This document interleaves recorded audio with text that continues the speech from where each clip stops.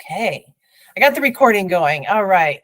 Thank you guys so much, and welcome to the site director meeting. This is specifically for the adult 18 and over district championships. It kind of goes for all of the championships. Our site director duties are basically the same. I want to let you guys know, I do have a PowerPoint and I want to throw some things out there, but this is really laid back. So if you have a question, throw it in the chat. We'll grab it, or just come off mute or raise your hand. I want to make sure that everybody's super, super comfortable with what's going on and how to run it. I think most everybody has at least volunteered and has run sites before. So also, as we're going through, you guys that are more experienced, if I missed something or if there's something you think that would be helpful for everybody, please pipe in. I want everybody to have a really great experience in a couple of weeks. So we'll kind of go from there. So I'm going to share my screen to start with. And screen. And I think when I do this, oh, you've never run a site, Adam? Oh, you'll be a whiz. You got it. Hi, Viola.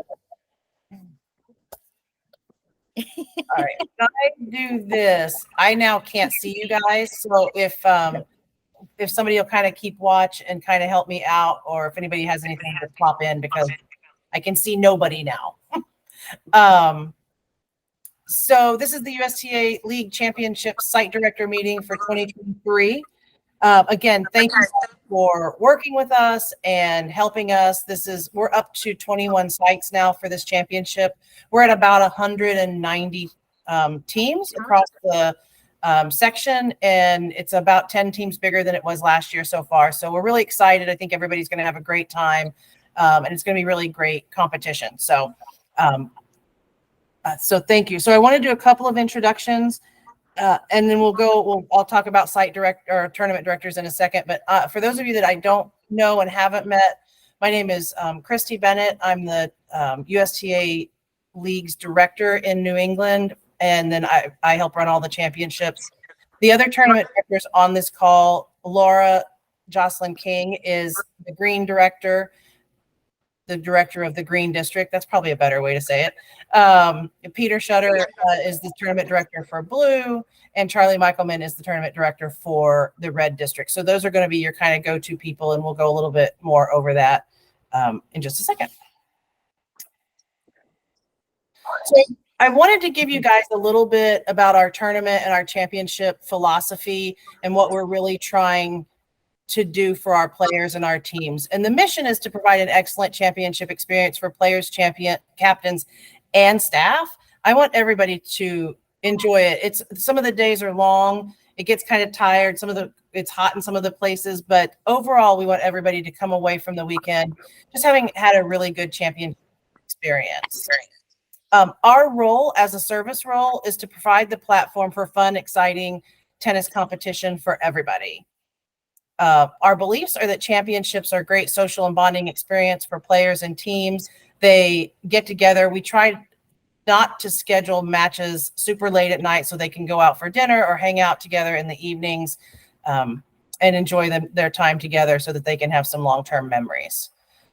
As far as behaviors, as you guys know, we're the face of the championships and the site and the club. Our motto this year is be kind, play tennis. That's on all the towels. It's on the championship prizes. It's on the district prizes. So we want kind, pleasant interaction with players and captains and each other. I know sometimes there are some things that'll come up, but we will just kind of work through those together. So we have our values are excellence, passion, innovation, inclusiveness, and accountability. Okay, so a couple of things on what to expect in the next couple of days. You guys will get a copy of this as a PDF, and I will put in your tournament director's emails and phone numbers. You should have them, but if you don't, this will be one place where you can get them. Eastern Mass is Pete Shutter, that's the Blue District. Laura has Maine, Vermont, New Hampshire, Western Mass. Charlie has the Red District. He is Rhode Island, Northern Connecticut and the Cape, and the White District is Southern Connecticut and Eastern Connecticut. So that's kind of how it got spread out this year. The championship subcommittee pulled those out and tried to make the districts have as close to equal number of teams as possible, so that it was a little bit about the same experience for each of the tournament directors. Does anybody have any questions about the district splits? No. Okay. So, as a matter of kind of this logistics, items have been shipped to your club or to your tournament director, depending on what they have requested. That's cases of balls, sight boxes, the player gifts, towels, bag tags that are for the winners. All of those things have been shipped out or will be delivered to your site. So you guys don't have to worry about getting any of those. Next week, your rosters, your site binder, and the cards for the captains, their scorecards will all get to you next week, either be hand delivered, mailed, or be just delivered to the site. So all of those things will be there, ready for you, ready to go. If when you get to your site, you don't have those things, please immediately let your tournament director know so that we can figure out where they are. But we've got Paul Spina, who is our USTA League's administrative assistant, has been really working hard to keep it organized and get things mailed. I know that the White District clubs got some of their things today, and Green got mailed out last week. So we will keep going with that. And if you ever have any questions about anything that you get, that's great. The one thing, everything that's in your site box, which is going to be about a 10 by 12 box that is shipped, you can keep. The tournament, the club can keep. The only thing I need back, there's going to be a 10 by 13 envelope in there that you'll put filled out scorecards, rosters, and if you get a banner, the banner will go back in there and get mailed back to me. Everything else, pens, clipboards, scissors, tape, all of that, you guys can keep. Office supplies. We love office supplies, but I don't need any of those back. We're trying to make this as simple at the end of the championship for you guys as possible, so that you just don't have to worry about all those things. All right, a few things about expectations, dress code. Just, if you've got USTA New England or championship shirts, that's great. You guys know if it's hot, feel free to wear shorts. Each of the site director of the site boxes will have lanyards and fluorescent yellow, I think they're like 3x5 little cards that go on your lanyard. You can write your name on so that it identifies you as club staff, or as tournament staff. You can keep those two at the end, write on them with a Sharpie and keep them. Each box, I think, is going to have 4. So if you end up needing more, just let us know. We can get more. We need you to be at the clubs an hour before matches start. We will reconfirm all of the match times next week. I think all the flights have kind of settled out, and all the teams that are going to pull out have, but we never know what's going to happen last minute. But we'll let you know if something changes at your club. But if you can get there about an hour early and get set up and get everything together, then that helps when the captains start coming in. So for the captains, you're going to get a 5x7 folder that'll have their name on, the captain's name on it, and all two or three or 4, depending on the flight size, of their lineup cards. And you'll give the captain that. Their player gifts are towels. We had to kind of split the colors, so there are 9 dark green writing towels that are white with dark green writing, and then they can have enough towels to fill out for their entire roster, up to 20, but we'll have to go with the black ones. So we've had to kind of split some of these the rest of the season too. So if you have any questions about that, let me know. But they just know that they can have as many towels, up to 20, as are on their roster. If at the end of the weekend they want to trade out colors, the black and the green, and you've got extras, that's fine. I don't have any problems with that. We'll have some some of the, like the 2-5s and sometimes the 4-0s and the 4-5s don't have 20 people on their roster, so you'll probably have extras. for you guys, and we'll send you sorry, I kind of had a little thing. When we're going to send you an expense sheet. It's an Excel spreadsheet for the end. So you'll put your mileage and any meals that you and the volunteers eat on that. You have up to $75 per person per day. So feed your volunteers well, please. And then just make sure you take a picture of your receipt and send it in with the Excel spreadsheet, and we'll get all of that to you probably by the end of Monday, but you'll have it. And if you have any questions at any time, just let us know about those kind of things. Does anybody have any questions about that? Those are just kind of some of the strange basics. Okay, I'm going to keep going. Okay, so I think everybody, well, Adam, you said you haven't ever run a site. I know you've seen all of these things. So I just kind of wanted to go over the initial check-in, the lineup cards, and putting matches out. So some of you guys that are very seasoned in this, if I miss anything, please pop in. So for your initial captain check-in, your captains are supposed to be there 45 minutes early. That's when you give them their lineup cards, their player gifts, which are their towels, and then we have these tote bags, are dark blue. They have pink writing on them. They say, be kind, play tennis. And the captain and the co-captain get one of the tote bags. It kind of helps them put their towels and their things in it. So you will have those to give away. When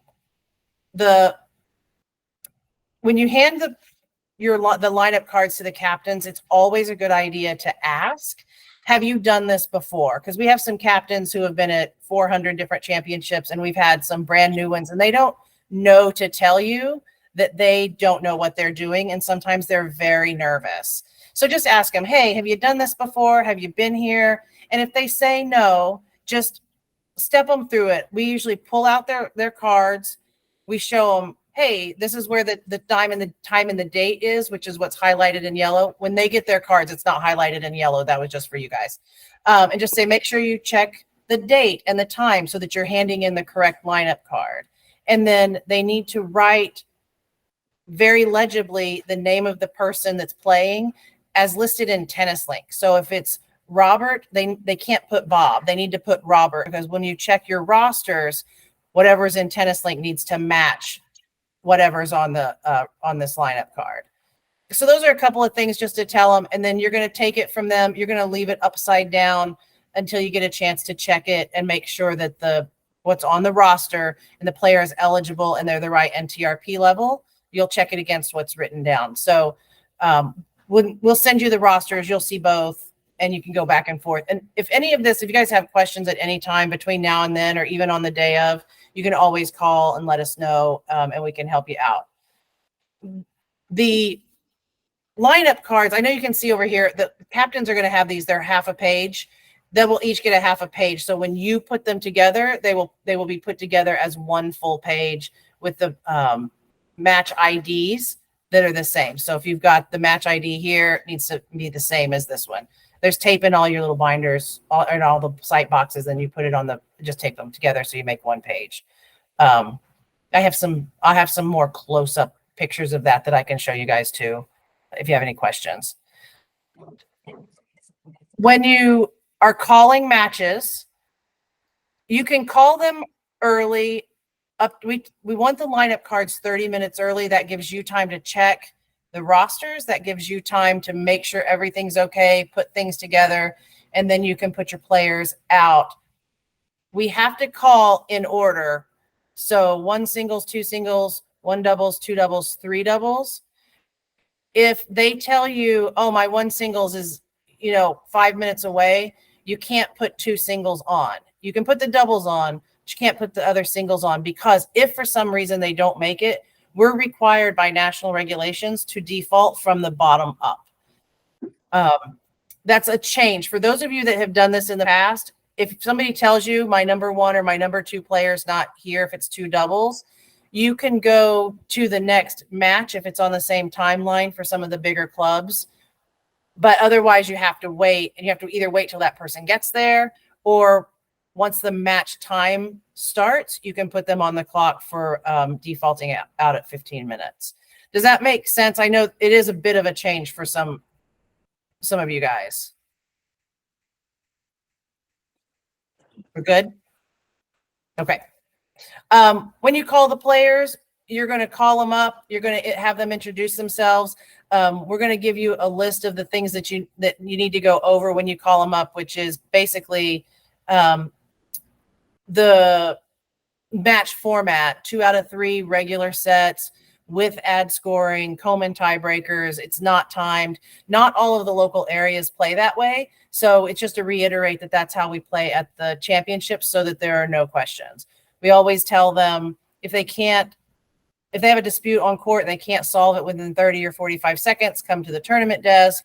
Don't talk to anybody except tournament staff. Anything else can be considered coaching. So we'll have kind of a checklist of things for you to go over when you call the players up.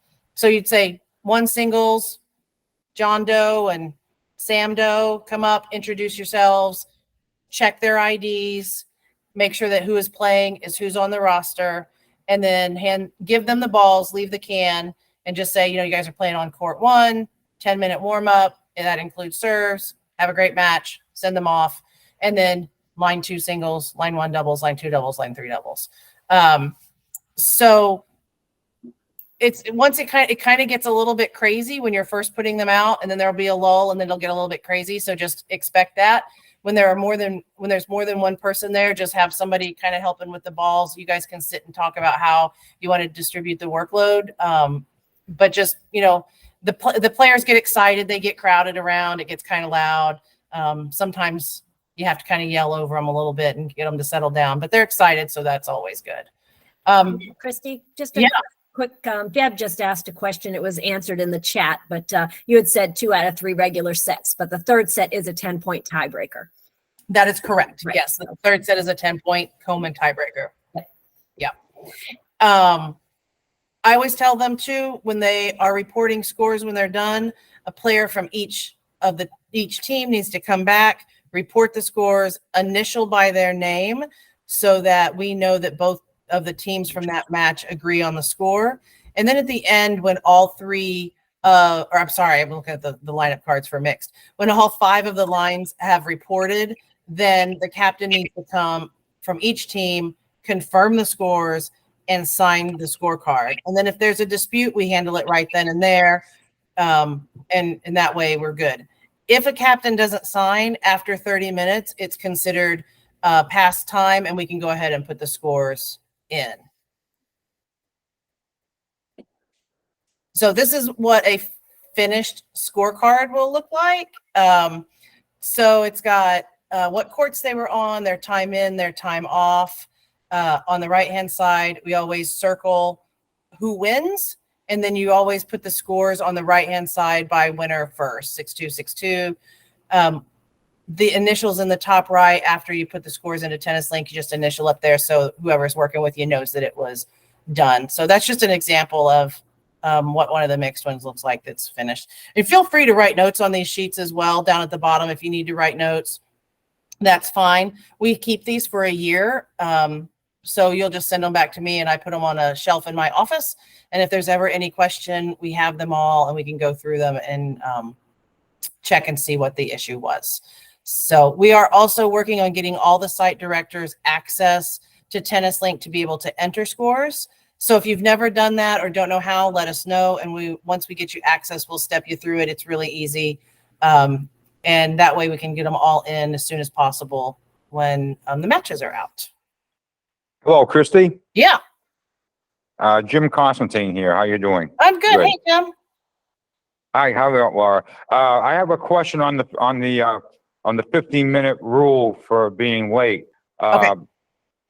In our league, we deduct the team that's late loses a game every 5 minutes. Is that true for the districts too?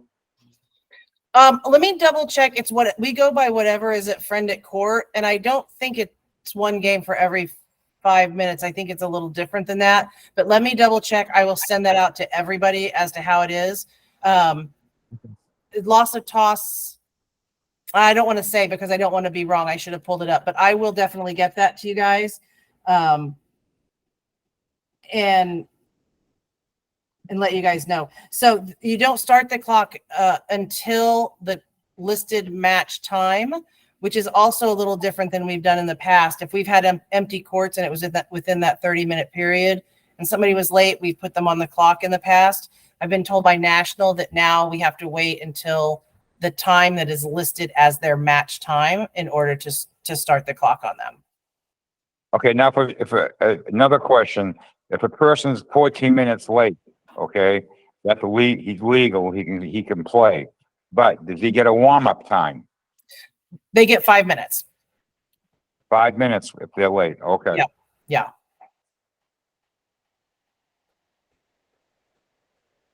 Okay.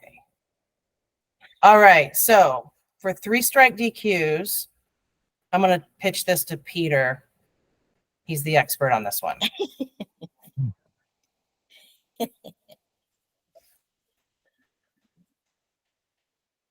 Okay. Let me just throw a slide up. Okay. Let's see if We it'll let can me. stop sharing. I think it's going to let me do it. Let's see. I guess I'll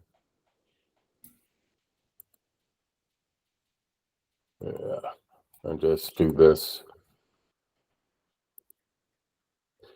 So 3-strike DQs. So during the regular season, people can strike out by generating dynamics that are significantly above the level that they're, rated at. So during adult tournaments, we'll run the report every hour. If they're DQ'd, the tournament director will be notified and they'll notify the site director. Now, as unfortunate as it is, that is going to be one of the things that the tournament director and the site director does need to do, because in addition, we send out documentation to the player, captain, TD, but you want to make sure that the captain and the player get the information as soon as possible so they can plan accordingly. One thing that I would like to make clear, 3-strike disqualification is not a discretionary process. I mean, it's governed by national regulations and it is whatever the report says. Unless a match was input incorrectly, it's going to, just stand. The DQ'd player can't play at that level anymore. It's one of the reasons why it's important for you to enter the scorecards as soon as they're done so that the report can get run and people can be notified.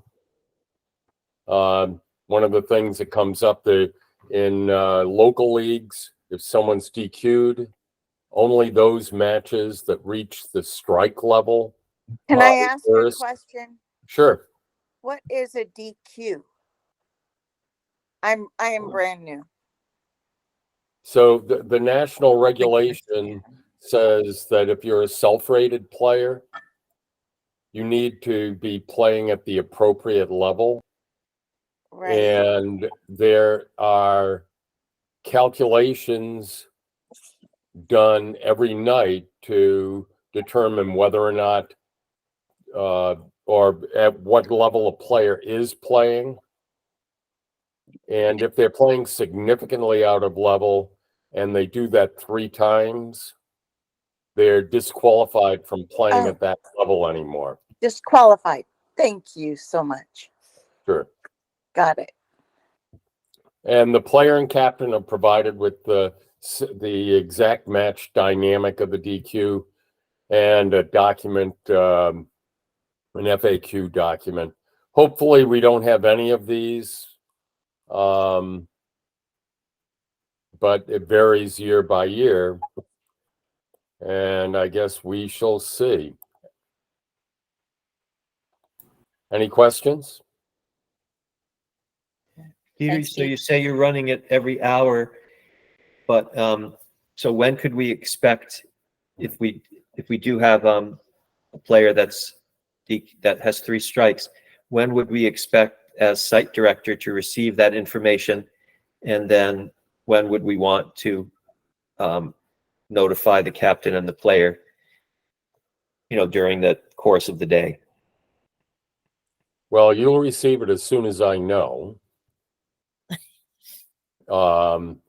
Because before I do the documentation, I'll pick up the phone and call the tournament director, who would notify you.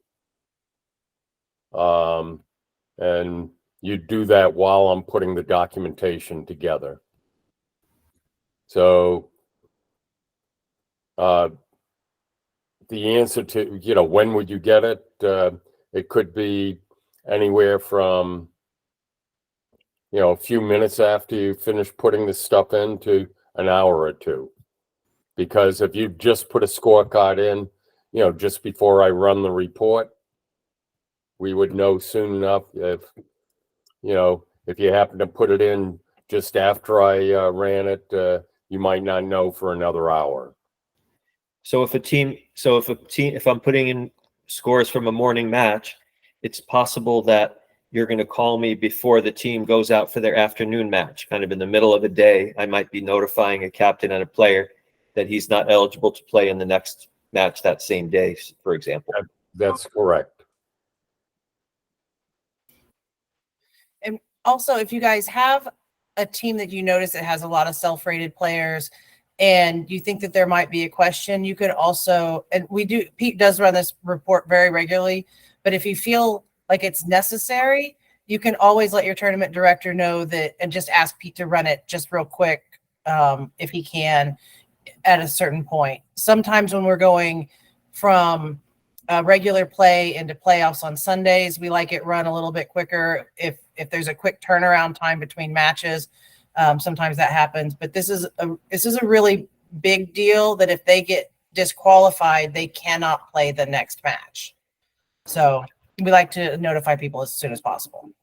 And are there any players who are flagged because they have strikes that we're going to know about, or is that are we only going to know if the 3rd strike happens and then we get the call that player is DQ'd? You'll only know if you get the call.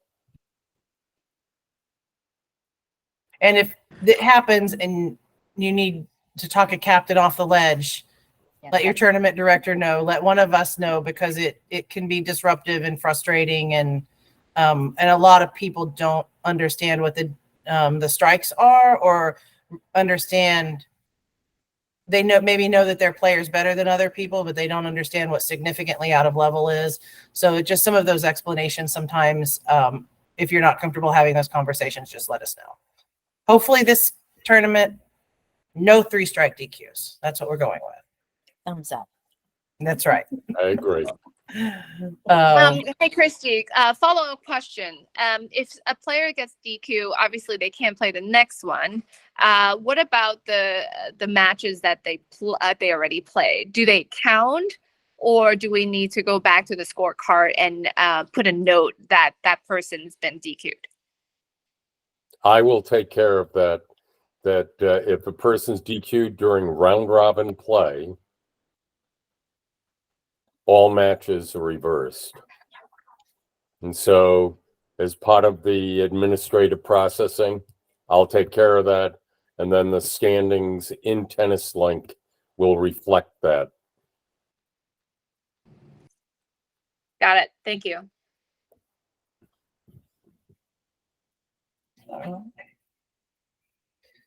Let's do this again. Yes, I would like to share. Thank you. I wanted to show you guys this too, and then we'll get back to the PowerPoint. For those of you that have not, or when we talk about court sheets, each one of you will have a court sheet that's in your binder for your specific club. This one happens to be Winchester, and so it'll have the number of courts on in your facility, and then the flight number. So this is the 4 women, flight 1, and the 2 teams that are playing at 9:45 a.m. So, and then these are the other 2 that are playing at 9:45 a.m. So I wanted to show you guys what the court sheets look like for for each of the courts. And these the players don't have, only you will have in your binder, but they're not proprietary. So if the players would like to look at them, they're more than welcome to. We also, as your captains check in, especially first thing in the morning, if you'll put a little check mark by their name, then you'll know that you've given them their lineup cards and their player gifts. So I just wanted to show you guys that real quick. Okay. So a few more items, a few more things that we ask that you do. These that are underlined are hyperlinks. So when you get this, you'll be able to just click on this. When you get a district winner, if you still see this, there's nothing showing other than your court sheets. Right. oh, Yep. well, that's not good. Right now, just the court sheets. Just probably have to change your screen. All right, let's do this. I'm gonna try this again. I thought when I switched over, it switched over. Because I said entire screen. Okay. That's all. That's only if you share your whole screen. Oh, okay. How's that? Does that got dark green on light green? Yep. Yes. Yes. Okay. Better. Okay. So these items that are underlined are hyperlinks. So when you get this, you'll have it. We'll also send this to you in a follow-up email. And then again, if you ever have questions or you lose any of this, just let us know. We'll resend it to you. So this is a spreadsheet that we are asking that you guys fill out when you get if you're in a club that has finals. And I thought I was going to be able to, again, not able to show it. I'll show it, but it just has the captain's name, the name of the team, the captain's name, the captain's email information, which you'll have on the rosters, and it just the winner of each one of the levels in each category of NTRP. That way our marketing team can reach out to those captains and can get a little bit of a story for after the championship is over. The blue, green, red, and white, this is a photo drive that when you click on it, it opens up. You can share this photo drive with anybody that wants to take pictures, whether it's a volunteer or players or captains. The marketing team likes as many photos as possible. So that would be really great. And then if you can get a picture of the winning district team as a team with a banner, that's great. Sometimes with the districts, they tend to leave, but hopefully they won't, and we can get some good pictures. So when I get out of the PowerPoint, I will show you those two things on the drive. Determination of flight winners. So flight winners are determined by team wins, and then the flight winners advance to championship so that one team per district advances to the section championship 2 weeks later. We are a no default championship, which means if they can't fill all the lines, they're not supposed to come. So far, we haven't had anybody say that they can only field 4 lines. But if something happens and they bring 8 people and somebody gets hurt on Saturday afternoon and they have to default a line, in the round robin, that line then gets defaulted in any future matches and reversed 6-0-6-0 in any previous matches. It makes the math equal if there's a default. That's also in the championship and in the section regulations. Sometimes the players and the captains don't quite understand that, but in a round robin case, they need it. The math works out properly. If they move to the semis or finals, they can then field all of the lines again. Does anybody have any questions about that? Okay. I want you guys to know that as site directors, you are also considered officials. So if there is a behavior issue on the court or in the lobby or in the bathroom, you are an official and you have every right to code violate somebody. If it's somebody smashing a racket and you see it, it goes point, game, and then they default the whole match. If it is egregious, if somebody, we had this last year, somebody came into the lobby and was There. very, very terrible. Feel free, feel empowered to call the police and to kick them out. You will be supported by your tournament director and by section staff. You are officials. I do not want anybody to feel like they do not have the authority to make that call. So please do. If you have questions, you can always call your tournament director or call me. But in that instance, you can instantly default somebody that does not have to go through the grievance process. Any suspensions that happen, any code violations, make sure you write them down because they do come with national points now. And I need to be able to enter those into the system in Tennis Link as soon as possible. Does anybody have any questions about that? Because I don't, that's not really a change. I just really want to make sure you guys know you are empowered to make sure that everybody is safe.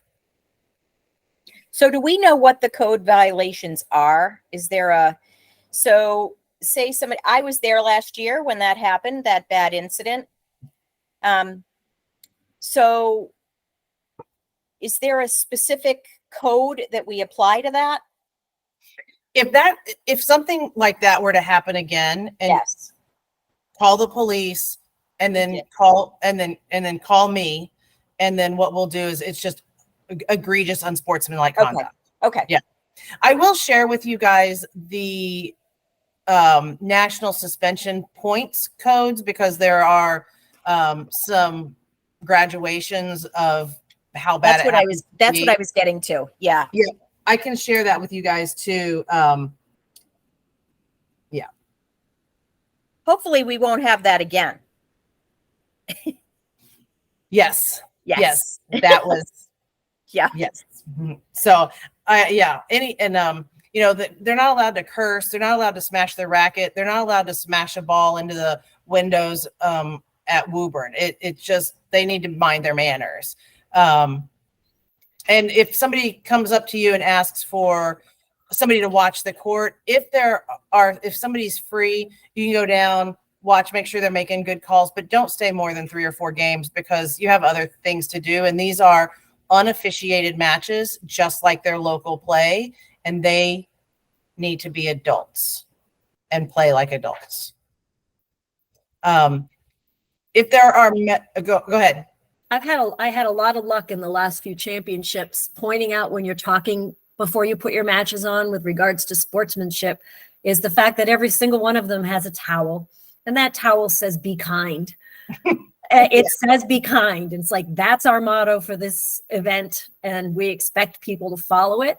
And if you don't, we will give you your points.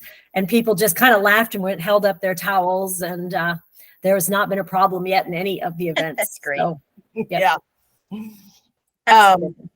If somebody has a medical issue on court, and again, we typically address this in the beginning.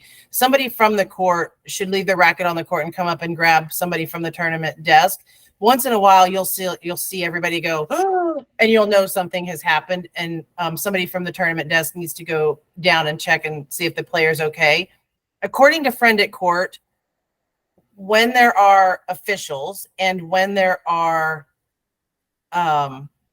athletic trainers, there's a certain amount of time to assess, but once the athletic trainer does any kind of intervention and touches the player, they have 3 minutes. So it's kind of a weird gray area, but pretty much if you go down and you give somebody ice and put it on their ankle, they have 3 minutes to decide whether or not they're going to play or retire. It is a gray area. So just use your best, judgment as an adult person. And just, if the players or the captains kind of, come at you, just tell them this is a medical issue and you're handling it. And if you have any problems with it, just let one of us know. Typically that 3 minutes is enough time for them to decide if they can move on or not. They can take a medical timeout for cramps if they get leg cramps or cramps in their shoulder. One time. They can't take a medical timeout for cramps in their left leg and then take medical timeout for cramps in their right leg. Sorry. Yeah, it's Sorry. Gamesmanship. And not that I don't think cramps are a thing, they are, but if you're cramping that bad, you probably should retire. That becomes a safety issue. So, and then this year we have a championship committee. which is not made up of any of the staff. It is Karen Fothrop from the Enfield Club is going to lead that committee, and she's going to have 2 other people. So anything that comes up that is not written policy or is a gray area that staff and tournament directors would like to ask volunteers for, we'll go to that championship committee. So I don't know. I'm not even sure I can give you an example of what would come up, but if there's something, sometimes strange things happen and you kind of go, wonder what that's about. So if something like that comes up and you talk to your tournament director and they tell you they're taking it to the championship committee, it might take a few more minutes for us to get answers for you for whatever it happens to be. So that's going to be good. I think they're going to be really helpful in some of those really odd situations. All right. Does anybody have any questions?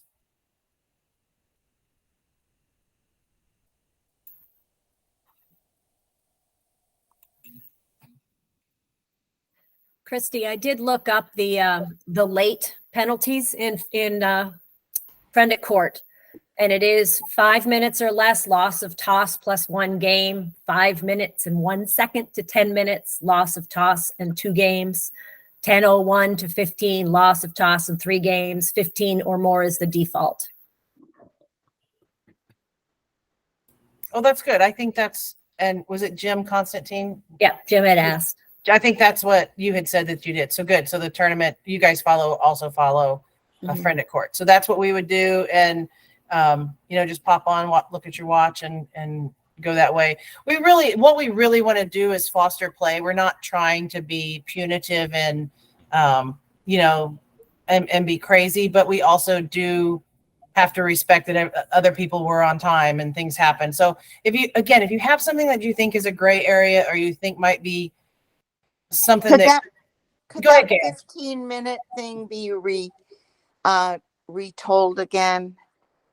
So if you have open courts and you call someone, say you call one singles and they're not there and their time is 1 o'clock and it's 1 o'clock, you start a clock that says, okay, after 5 minutes, they lose toss and they lose 1 game. After 10 minutes, they lose the toss in 2 games. At 15 minutes, they are defaulted. Thank you. Yeah. I wanted to show you guys the site director or the what our marketing department uses that I'm going to have you guys fill out. So let me share my screen and make it a little bigger because it's kind of tiny right now.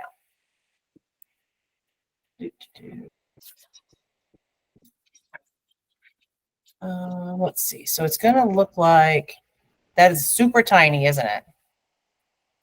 Let's do this. So for instance, when you get a winner, if you're in one of the clubs that's playing the finals or you only have 1 flight, the 2 5s in the blue district, you would put their team number here, their team name, their captain's name, phone number, email. That's all I need you guys to fill out. And if you have any questions about this, you can grab your tournament director and they can help you as well. But this is what the marketing department uses then for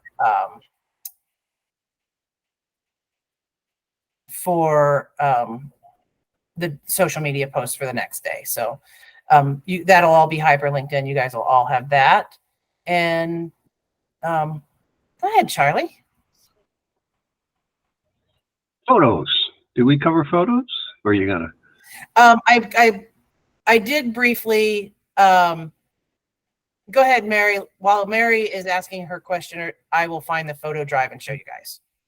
I just wanted to ask, is that a live document, that spreadsheet, or will it always be empty if we open it?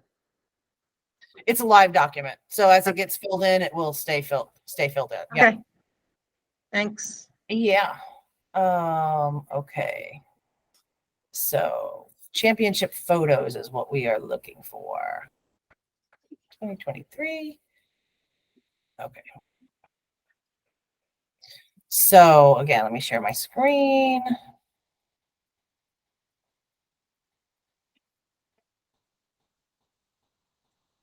There we go. So each one of the districts has its own championship folder. So there's blue, green, red, and white. Inside the hyperlink, there we go. You can just drop photos in. And if you have questions on how to do that, we can help you offline.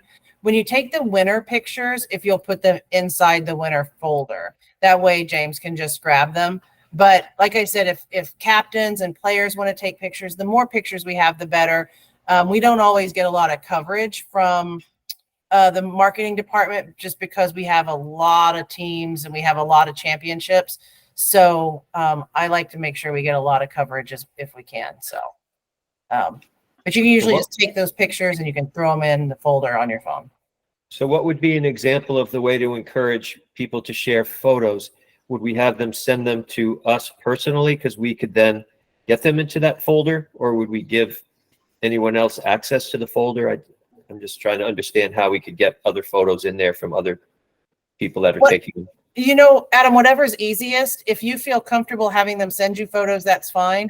But I opened up those photo drives so that anybody that has the link can have access to drop photos into it. So if you just want to give players the link, they can just drop the photos in. Whatever is easiest. Yep.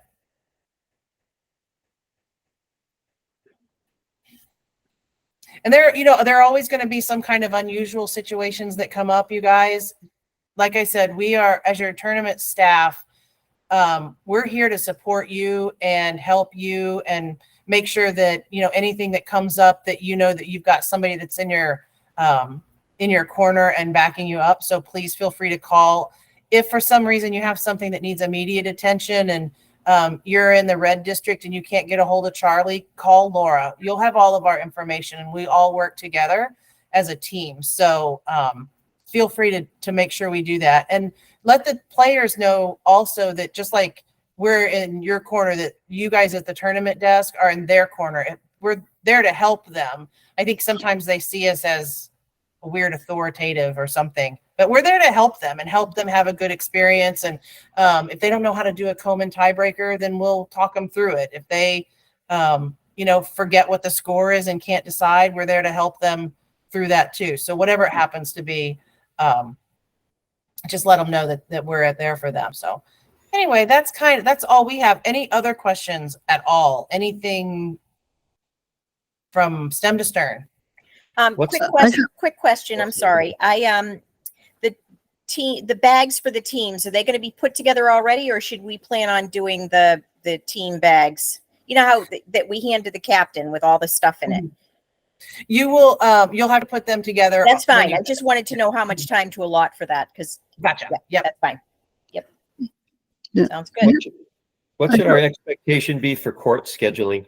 I know that in previous years, many sites have run way behind, like hours behind. And then in recent years, championships I've attended, the scheduling has been very, very tight.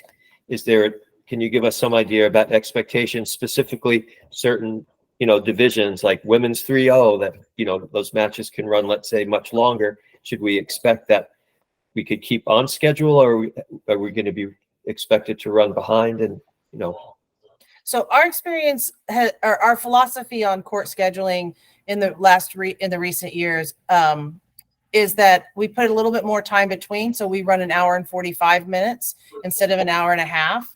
And when possible, we leave courts open here and there in case that there are courts that run long.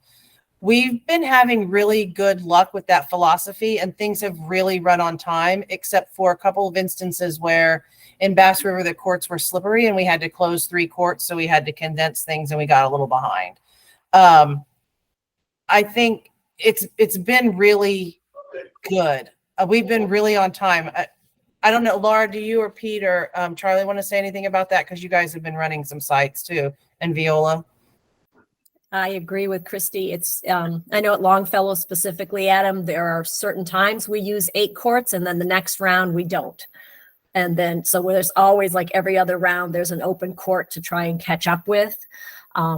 If there's going to be a late match or a long match, guaranteed it's going to be the last match of your day. Yeah, it is.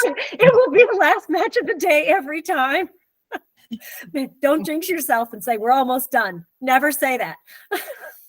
And please know, for all of these sites, we have made contracts with the owners and the tennis directors for the entire facility. So if you're in a 6-court facility and there are only 5 courts that are being used, they cannot put pickleball on court 6. They cannot put a coach with 20 kids on court 6. That's our runover court. We have paid for it. It is ours. If you have trouble with any tennis directors or owners, please let me know, because we have gone over this with them.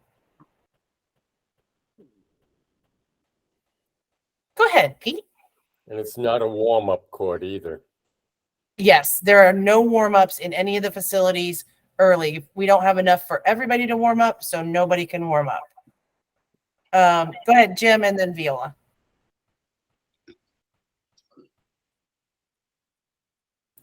You're on mute, Jim. No.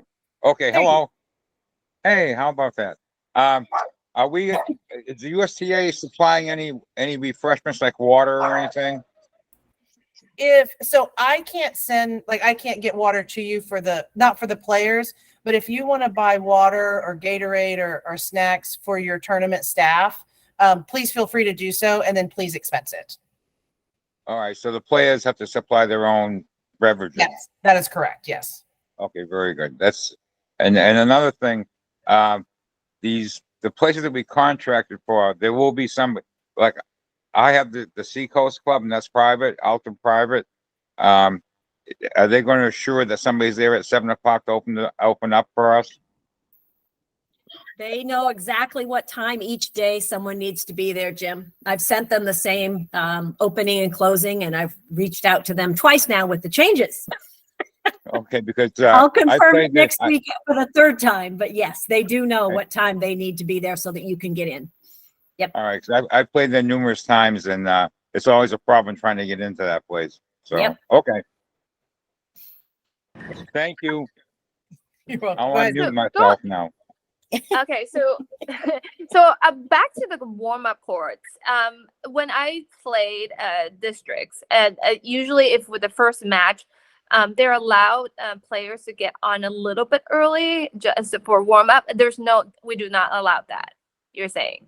There's no warm-up. We might put matches out early to get them started, but there's just the regular 10-minute warm-up that includes serves, and then they have to play. Okay, got it. Yeah. And then I also have a question I wrote down for earlier. So when you said if their singles player is not ready, you could put the doubles on. Could you reiterate that whole sequence? If their scheduled time is say 8 o'clock, and I get the scorecard 30 minutes before, and then when I'm ready to put them on, they say, "Oh, my singles player is not ready."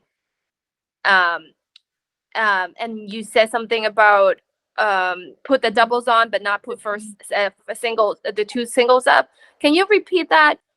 Yeah. So this is all coming from national, because if there is going to be a default, it has to be either in the line 2 singles or the line 3 doubles. So if their singles player isn't there, you can put out 1, 2, and 3 doubles.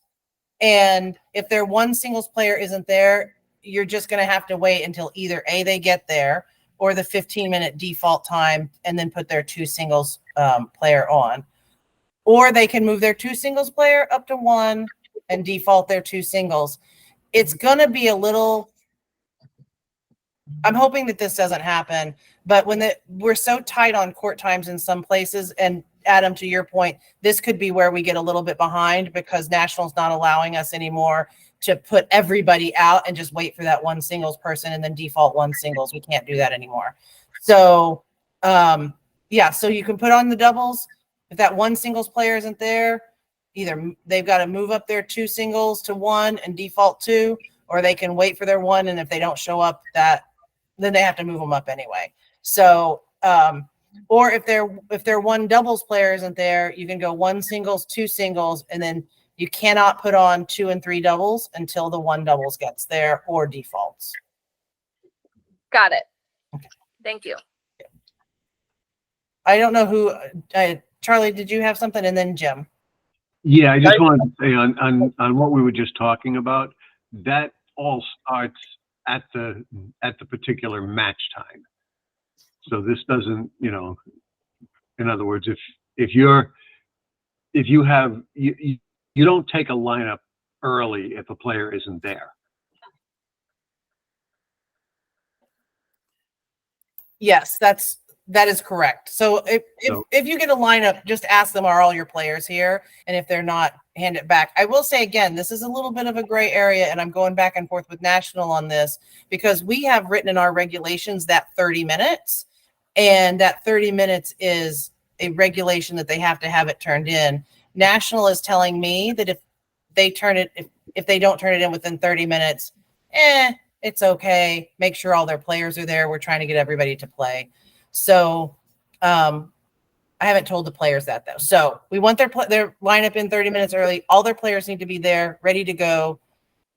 And then if you have any issues with lateness, and if you get into something where there's some question and you need your tournament director to back you up, just let us know. I think Viola's been trying to pop in here for a minute. Go ahead, Viola. No, it was just, I don't know if you mentioned this, but it's a recommendation that can be helpful, that when the captains or co-captains come to check in, to make sure that the phone number that it's there is correct, because there have been so many times that you have to reach out to the captains and the phone number does, if you don't confirm it, it can be the wrong phone number. Oh, that's a good call. Yeah. Or if they are an acting captain, make sure that you get their email and their phone number. Yep. I think Jim and then Kim. Thank you for calling me. My question is, what is the rule on side curtains? Whatever the club's default is the rule on side curtains. So if the club defaults them closed, they have to stay closed. If they default them open, they have to stay open. Typically I let the site directors, if the club doesn't have a regulation or a rule on it for their club, we like the curtains to be closed, because that way there are fewer lets and people don't really understand how to deal with lets. Okay. So yeah. Just making sure in case the players say, well, we want the curtains open. Sorry, they're closed. Close the curtains. Yep. Okay. Go ahead, Kim. I just had a question about the ID checking. So that's in the beginning, the whole team should come, or is that just for the first set of matches? When you call their match and they come up and they're about to go on court, that's when you're going to check their ID. And typically what we do, and you'll kind of get to know who's there every time. If the first time they play, you need to check their ID. But if they played a morning match and they're going to play an afternoon match, we typically don't check their ID a second time. So we just tell them as they're coming up, especially when second round matches come, hey, if you haven't played yet, bring your ID when we call you up.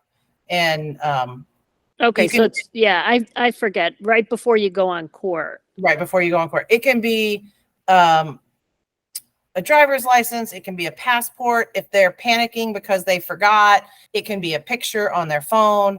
We really just need to make sure that, if it's Jim Constantine that is signed up, that it's Jim Constantine that's playing. That's all. Right. So yeah, that's and we don't have a lot of trouble with this. I think at the national championships they do, because they're bringing in people from 17 different sections and they don't know anybody. Most of the time the players kind of police themselves on this, and if somebody were to come up and play, we would know. But yeah, just the first time they play, they need their ID checked. Okay, thank you. All right, anything else? Anybody have any other questions? Okay. I'm going to put all this. Oh, go ahead, Jim. You're on mute. I'm sorry. There Okay. you are. When we're done for the day, especially at the private club, like at Seacoast, right? Is there going to be a representative there to close up, to make sure things are locked and so forth? The way they do things, or is it up to us to secure the building and leave?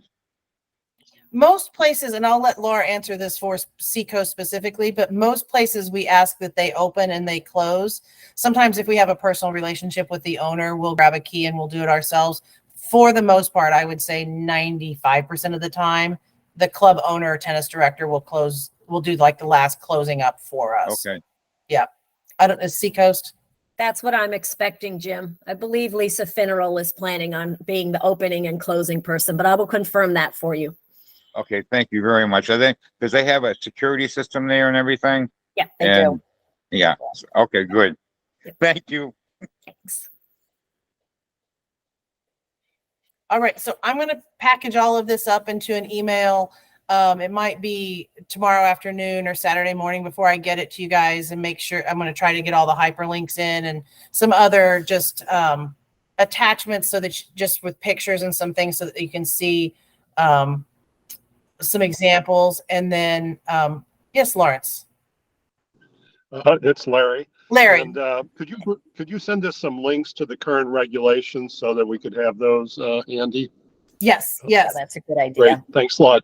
And what I'll do too is I'll kind of add in a few things that typically come up, that and where to find them in the regulations as well, because it's usually the same 3 or 4 things that kind of get asked for the most part. We will get a friend of court book in our box, though. So they're actually not printing them, but I am. But I am sending you. Okay. I didn't know that. We use a platform called Showpad, and it has links in it. So know that that's it. It's actually something that I'm sending you. It's not a spam. But friend of court will be hyperlinked in there. Our regulations, the national regulations, the court sheets, the schedules, and everything. So yeah. Okay. Do you have something, Jim? Or Yeah, one more thing. Yeah. I know that, well, let me ask you a question. Are they allowed to be coached? You know, no. I know things have changed over the years, and I just want to make sure. I know before clapping was considered coaching. Oh, they can clap for each other. Okay. Yeah. Now, where we get kind of, again, in like this weird gray area is they signal at the windows that they need water, or they signal at the windows that they want somebody from their team to come get you to come on the court. They cannot do that at all. Any signaling at the windows for any reason can be considered coaching, and that's up to you. Or if they come off the court to get water, and as they come up, they start talking to their team, that is considered coaching, even if it's like, oh, I stubbed my toe. All of it is considered coaching. So they need to know that. The only time I kind of give them a little leeway is if somebody is really hurt on the court. Sometimes people kind of panic, and they like look at the windows and go, oh my God, go get somebody. Yeah. Yeah, obviously. Yes. Yeah. So those medical situations, we're all human. We're all that way, but they cannot signal at the windows for anything. So. Okay. Yeah. Thank you. You're welcome. If I could for a second, Christy, for those of you from the Green District who are at RVC, and I think Linda, at least you're here, and I'll send this to you. RVC is open viewing. So RVC is a little bit different. 2 courts on one side, 2 courts on the other side, and open viewing in between. So the coaching, that's why we always have 3 people there, because someone will have to be on the courts and the teams will have to be told in advance. Do not talk, and that's where the clapping can get into a really big issue, because you might clap for court 1 and you're right next to court 2, 3, and 4. So it has to be very under control. So those of you at RVC will have to really stay on the court and stay on the teams. Thank you, Christy. You're welcome. Thank you. Yeah. So we're really looking forward to this, you guys. It's going to be a great championship. I know it seems like a lot when we go over it in a meeting like this, but it really, once you kind of get settled in and you get going, and then all the teams are out, and you can go stand at the window and you can watch some great tennis too, and talk to captains and meet new people. It's a really amazing experience, and it's a lot of fun. And we're going to bring Laura's cat. So I really hope you guys do have a great time. And again, reach out to us if you have any questions at any time before or during the championship.